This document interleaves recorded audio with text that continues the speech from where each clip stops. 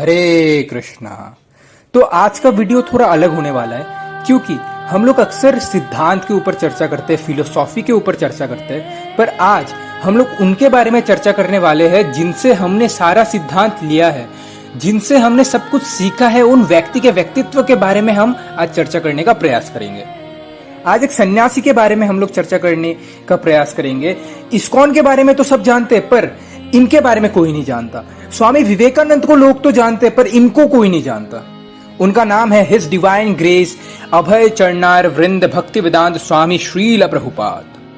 श्री का मतलब होता है, श्री मतलब श्रीमती राधिका, यानी भगवान की आध्यात्मिक शक्ति, और ला मतलब लीलाएं, जो श्रीमती राधा रानी की लीलाओं में उनको सहयोग देते हैं भगवान श्री कृष्ण की सेवा करने में, उनके आगे लगता है ये श्रीला शब्द। ये श्रीला शब्द उनके आगे लगता है। फिर आता है ये प्रभु पद। पद का मतलब होता है पाव, और प्रभु का मतलब प्रभु भगवान श्री कृष्ण, जो कि प्रभु के पद यानी कि उनके चरणों की सेवा में लगे हुए हैं एकदम 100% in a very extraordinary way. उनको यह टाइटल मिलता है प्रभु पद। इसका एक और भी मतलब है प्रभुपाद, यानी कि बहुत सारे प्रभु है, जैसे हम लोग बुलाते हैं हरे कृष्णा प्रभु जी, हरे कृष्णा प्रभु जी। बहुत सारे प्रभुओं ने जिनके पद यानी कि चरणों की शरण ली हुई है, उनको यह टाइटल मिलता है प्रभु पद। तो आज हम लोग बात करेंगे हिज डिवाइन ग्रेस एसी भक्ति वेदांत स्वामी श्रील प्रभुपाद के बारे में। तो श्रील प्रभुपाद कौन है?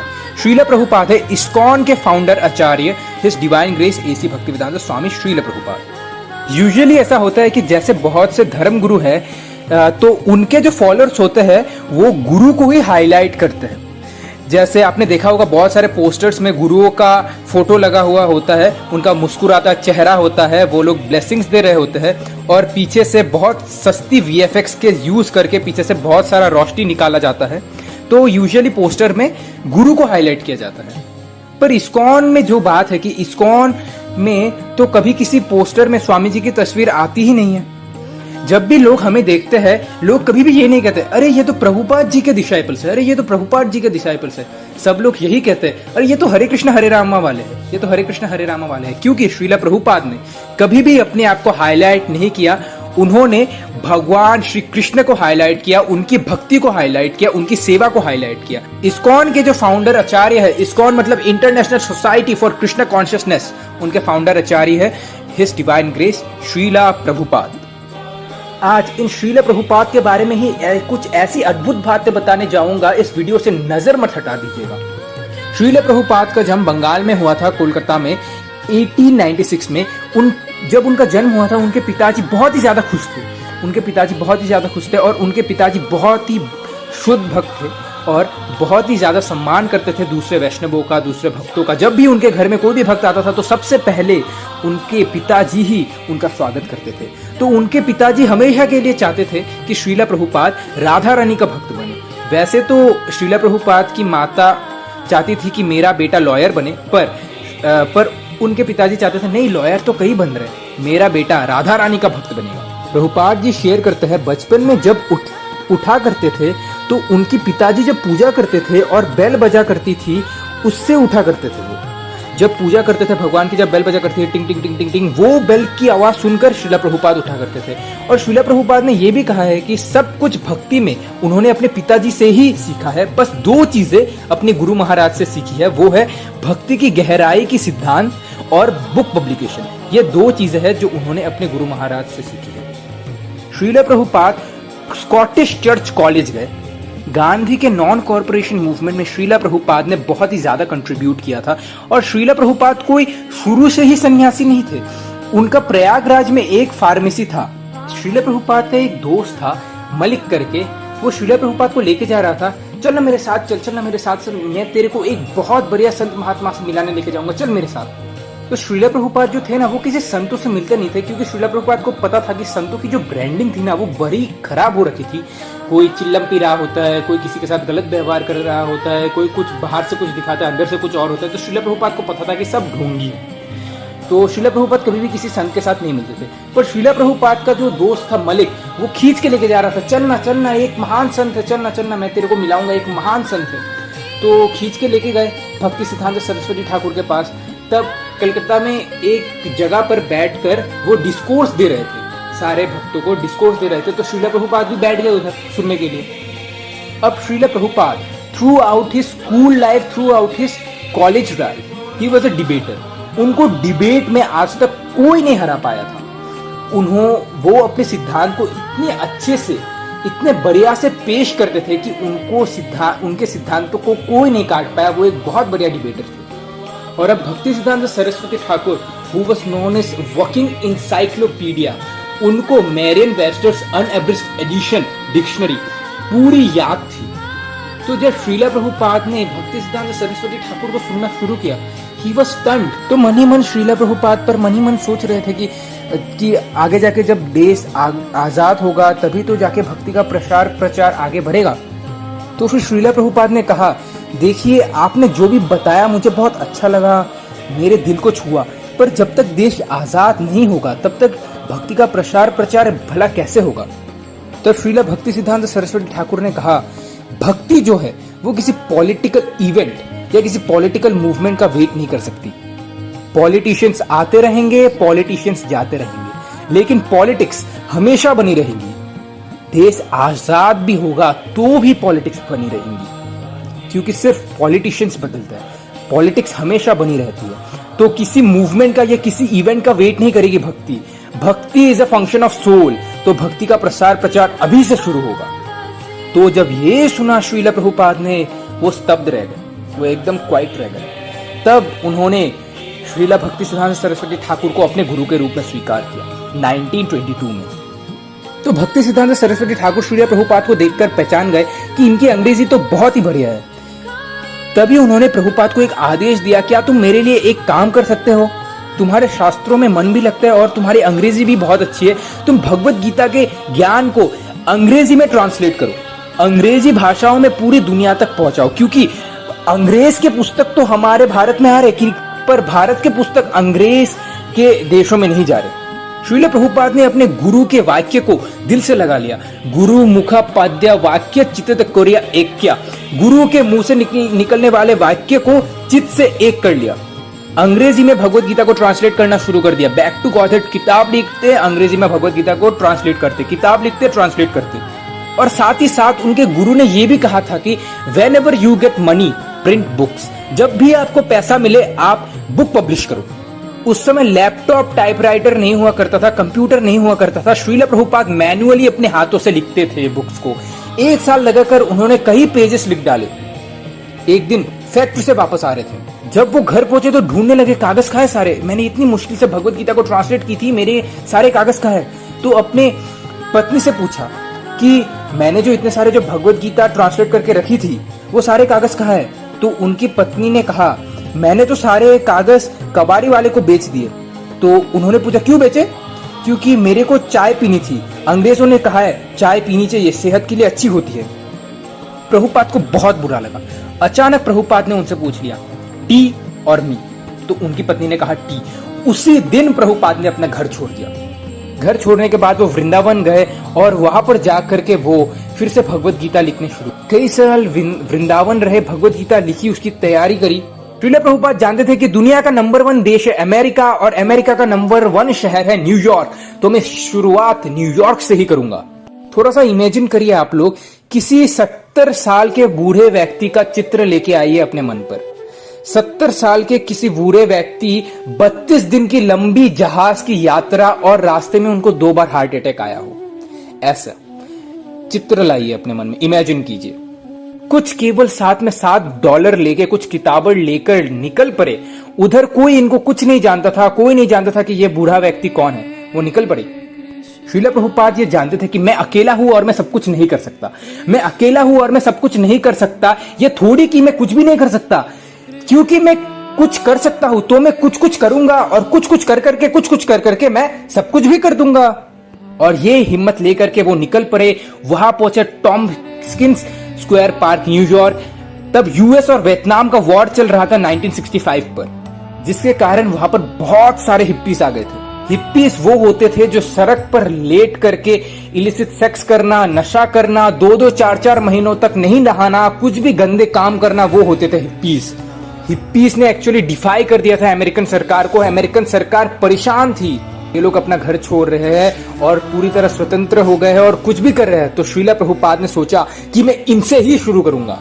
सबसे डिफिकल्ट मैन पावर को उन्होंने कल्टीवेट करने का कोशिश किया, उनको डायरेक्शन दिया ताकि वे कमिटमेंट ले सके। धीरे धीरे उनके लिए उन्होंने कीर्तन करना शुरू किया। पार्क में बैठते थे, कीर्तन करते थे। इनका रूल क्या था? करेक्शन नहीं, मेडिटेशन।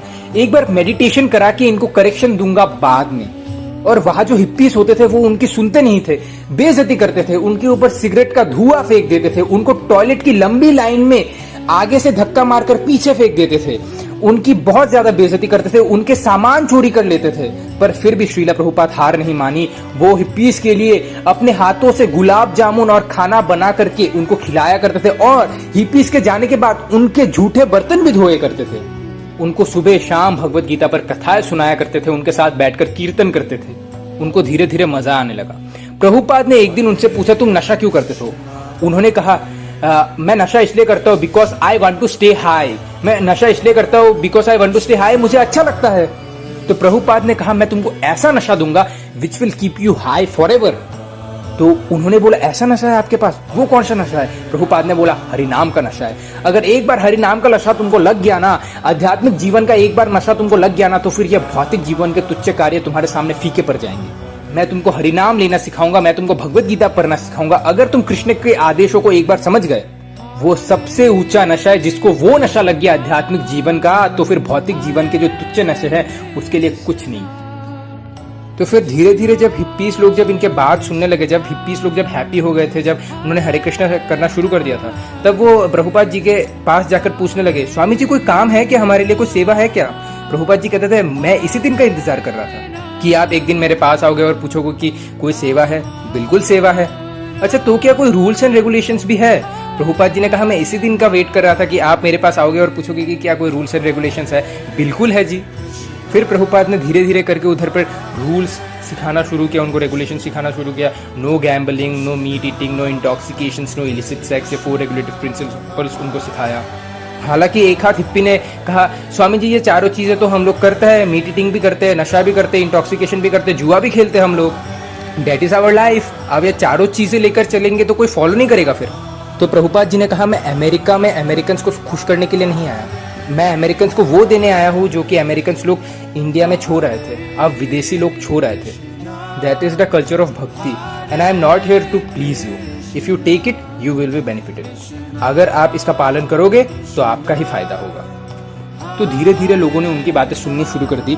श्रीला प्रभुपाद को पता था कि ऐसी मैन पावर जिसका दुनिया में कहीं पर भी अटैचमेंट नहीं, अगर उनको मैंने कल्टीवेट कर लिया तो ये मेरे मूवमेंट को पूरी दुनिया में फैला देंगे, क्योंकि अंग्रेजों की बात सब लोग मानते हैं। इसलिए हंट द राइनोसरस, अगर शिकार करना है तो गेंडे का शिकार करो।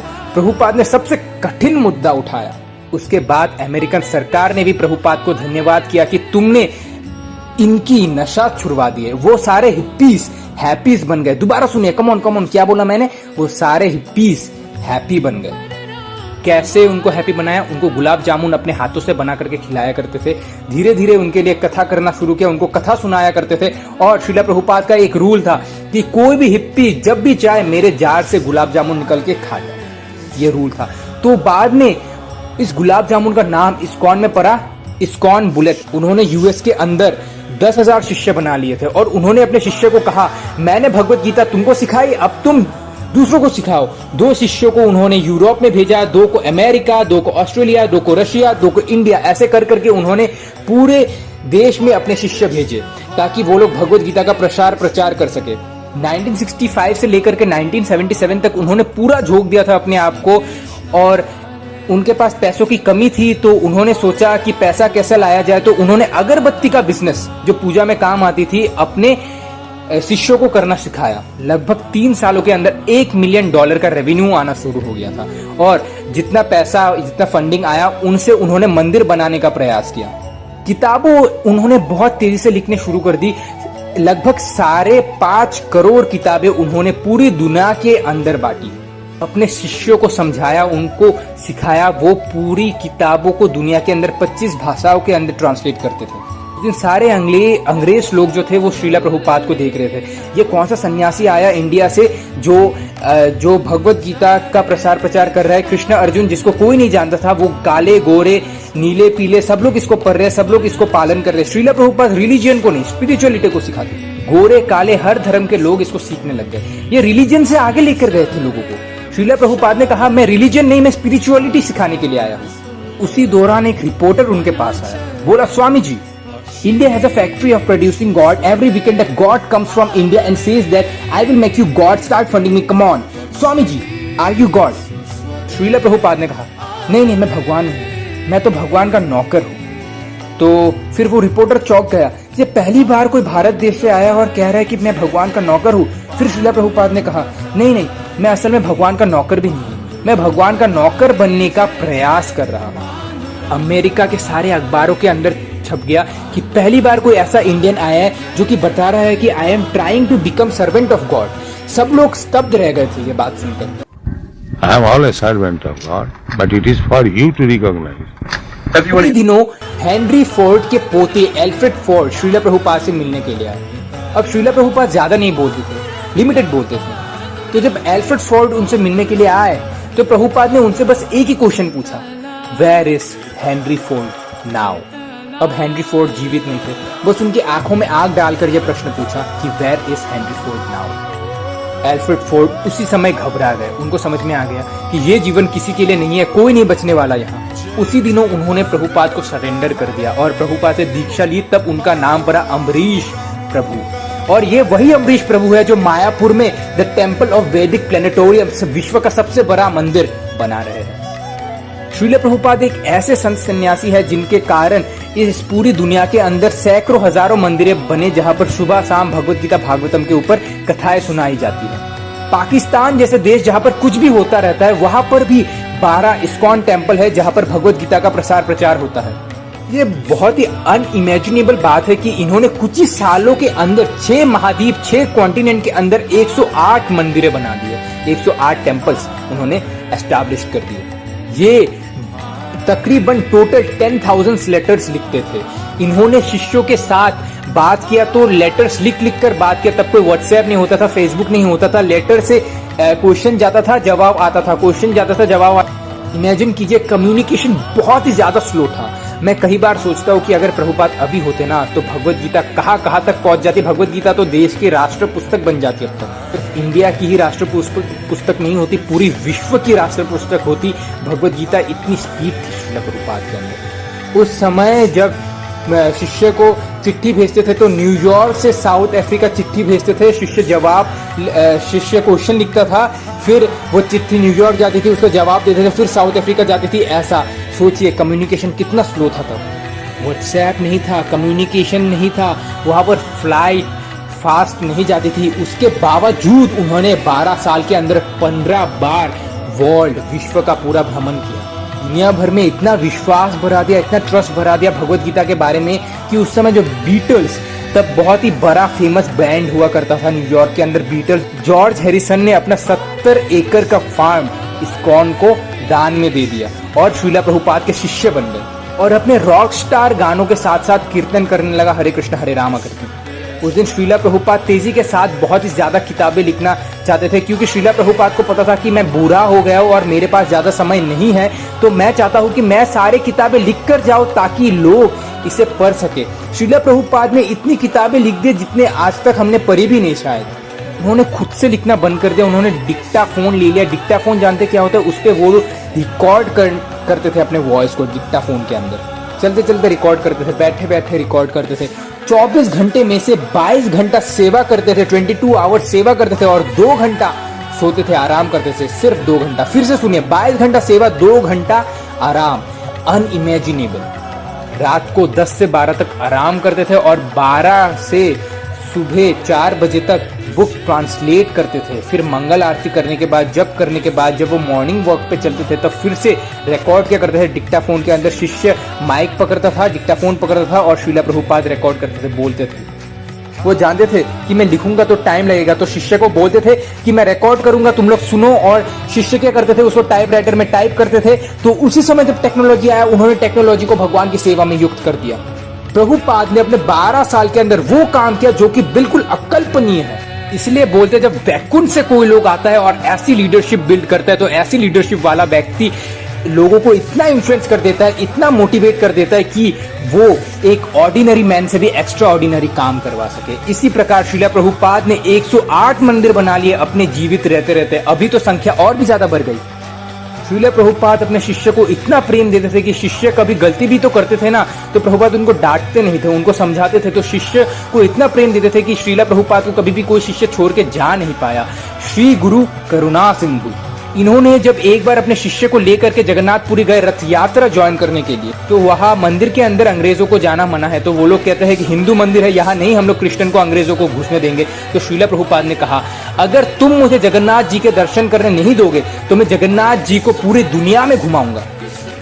उनके बाद उन्होंने रथ यात्रा करनी शुरू करी और वहां से पूरी दुनिया में रथ यात्रा का प्रचलन शुरू हुआ। प्रभुपाद वो पहली व्यक्ति थे जिन्होंने पूरी पृथ्वी पर रथ यात्रा और जगन्नाथ जी के दर्शन कराना शुरू किया। यहाँ पर वो रुके नहीं और उसके बाद उन्होंने लार्जेस्ट चैरिटेबल काम भी करना शुरू किया। World largest vegetarian food relief programme उन्होंने ये करना शुरू किया। इसका नाम है food for life, Sunday love feast. ये पूरी दुनिया में है। ये पूरी दुनिया के अंदर हजारों मंदिरों के अंदर रोज लोगों को फ्री में खाना बंटता है। आज आपको जानकर बुद्धि चकरा जाएंगी कि 14 लाख गरीब बच्चों को रोज मिड डे मील का भोजन इस्कॉन अपनी तरफ से खिलाता है। कभी अपने आप को पॉपुलराइज नहीं किया, कभी अपनी गाथा नहीं गाई, कभी अपने आप को भगवान नहीं बताया, कभी अपनी तारीफ नहीं करी और अपनी सेवाओं को आगे रखी और बिना प्रमोशन के कभी भी किसी को प्रमोट नहीं किया।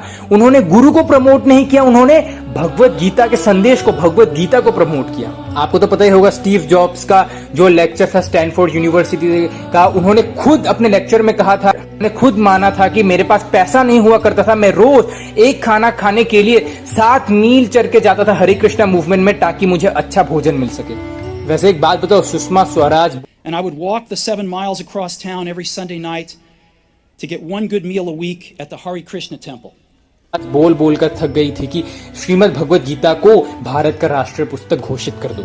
आज प्रभुपाद के चलते न्यूयॉर्क के सेटन हॉल यूनिवर्सिटी के अंदर भगवत गीता को कंपलसरी कर दिया। कैम्ब्रिज यूनिवर्सिटी के अंदर में भी भगवत गीता को कंपलसरी कर दिया। भगवत गीता सिखानी चाहिए, क्यों? क्योंकि ये आपको वैल्यूज देंगी, मॉरलिटी देंगी, कैरेक्टर्स देंगी, एथिक्स देंगी, प्रिंसिपल्स देंगी, ताकि आप एक इंसान को स्पिरिचुअल बना सको, मजबूत बना सको, उनको भक्ति में आगे बढ़ सको। फिलहाल अभी उनके पास समय कम था। 1977 में जब वो अपना शरीर छोड़ने वाले थे, उनका वजन आधा हो चुका था। इतने पतले हो गए थे कि डॉक्टर भी जब उनका चेकअप करने आता था तो उनके शरीर के अंदर बिल्कुल भी मांस नहीं बचा था, सिर्फ हड्डियां और नसें ही थी। तो डॉक्टर जब पकड़ता था तो डॉक्टर को लगता था मैं कैसे पकड़ूं इनको, अगर लुक चुप के कहीं पर दर्द होने लग जाए तो। उनकी उम्र बहुत ही ज्यादा हो चुकी थी, किंतु उस समय डेड बेड में, क्षमा चाहता हूं ये गलत शब्द है, ऐसी लोगों का कभी भी मृत्यु नहीं होती, पर फिर भी क्षमा चाहता हूं, उन समय उसी बिस्तरे पर लेटकर वो डिक्टाफोन में रिकॉर्ड किया करते थे। श्रीमद् भागवत गीता, भागवतम को ट्रांसलेट किया करते थे। ट्रांसलेट कर रहे हैं भागवतम को कि मेरे जाने से पहले मैं अपने गुरु के आदेश को पूरा करके जाऊं। अद्भुत, this is Therefore, they should be brought. Unimaginable. आप किसी भी बूढ़े व्यक्ति को हॉस्पिटल में देखो, वो ऐसा नहीं कर सकेगा, वो ऊ आ ही कर रहा होगा।